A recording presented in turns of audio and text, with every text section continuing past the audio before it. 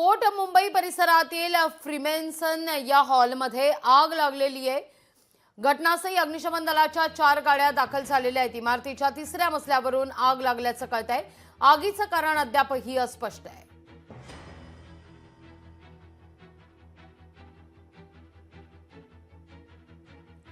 Fort परिसरातली ही इमारत अग्निशमन दलाच्या 4 गाड्या घटनास्थळी दाखल झालेल्या आहेत। आगीवर नियंत्रण मिळवण्याकरता आता प्रयत्न केले जात आहेत।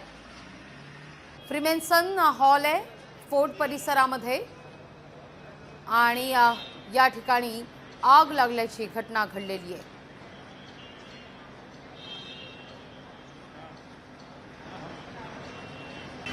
घटनास्थळी अग्निशमन दलाच्या 4 गाड्या दाखल झाल्या असून आगीवर नियंत्रण मिळवण्याकरता आता प्रयत्न केले जात आहेत। आग नेमकी कशी लागली हे अद्यापही अस्पष्ट आहे। आजचा खरं तर वीकेंडचा दिवस आहे, शनिवारचा दिवस आहे। एरवी मात्र हा सगळा परिसर गजबजलेला असतो कार्यालयीन वेळा असल्या कारणानं, पण आज तुलनेनं या ठिकाणी कमी वर्दळ होती। लोकशाही मराठी ऐका, पहा, जागरूक रहा।